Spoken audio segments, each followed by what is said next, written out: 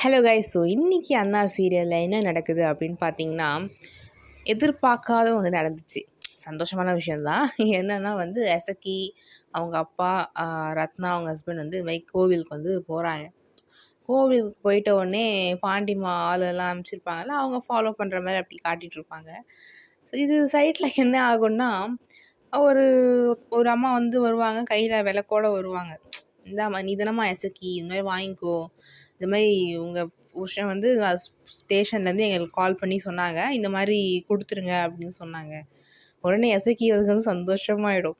அதே மாதிரி இன்னொரு பொம்பளை வருவாங்க, அவங்க வந்து பூ கையில் வச்சு வருவாங்க. இந்த மாதிரி ஸ்டேஷன்லேருந்து எங்களுக்கு இன்ஃபார்ம் பண்ணாங்க, உங்கள் புருஷன் வந்து இந்த மாதிரி கொடுக்க சொன்னார் உங்ககிட்ட பூ. உடனே எசக்கி இவ்வளோ பூவா சொன்னார்? ஆமாம், காசுலாம் அவரே கொடுத்துட்டாரு, உங்ககிட்ட கொடுக்க சொன்னாங்க, கொடுத்துருவேன். உடனே எல்லாருக்கும் ரொம்ப அப்படியே ஹாப்பி ஆகிடும். நம்மளே வந்து இது அன்எக்ஸ்பெக்டட். உடனே வந்து எசக்கிக்கு வந்து ஃபோன் வரும். இந்த மாதிரி முத்துப்பாண்டி தான் ஃபோன் பண்ணி, இந்த மாதிரி ஆளுங்கள்லாம் கொடுக்க சொன்னேன், கொடுத்துட்டாங்களா அப்படின்னு சொல்லி, கொடுத்துட்டாங்க மாமா அப்படின்னு சொல்லி, சரி நீ எந்த கவலையும் இல்லாமல் நல்லபடியாக கும்பிடு அப்படின்னு சொல்லிட்டு ஃபோனை வச்சுருவாரு.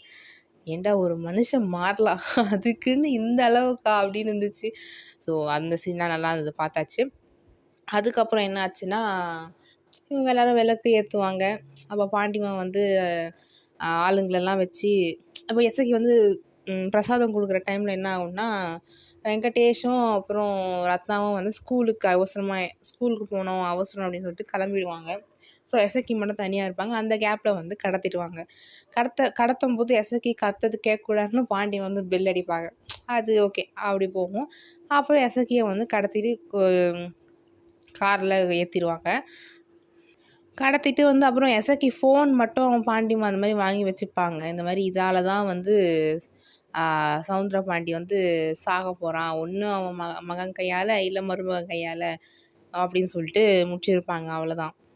இதுக்கப்புறம் என்ன ஆகும்னா, சண்முகத்துக்கு வந்து எசக்கி ஃபோன்லேயே வந்து பாண்டிமா வந்து குரல் மாற்றி, அவங்க யார் சவுந்தர பாண்டி குரல் மாதிரி பேசி, இந்த மாதிரி நான் வந்து எசக்கியை கடத்தியிருக்கேன் அப்படின்னு வந்து ஒரு ஃபோன் கால் வந்து சண்முகத்துக்கு வருது. ஸோ இதுதான் கைஸ் நடந்திருக்குது இன்றைக்கி. ஸோ முத்துப்பாண்டி இந்த விஷயத்தை கேட்டு எப்படி ரியாக்ட் பண்ண போகிறாரு, அந்த எப்படி அதுதான் நம்ம அது ஆல்ரெடி ப்ரமோவில் பார்த்தோம், வாயிலே கண்ணு வச்சிட்டாப்புல அவங்க அப்பா வாயிலே. சரி ஓகே, வேலு என்ன நடக்குது அப்படின்னு லெட்ஸ் சி, பார்க்கலாம். உங்கள் கருத்துக்களை கமெண்ட் செக்ஷனில் சொல்லுங்கள். பை.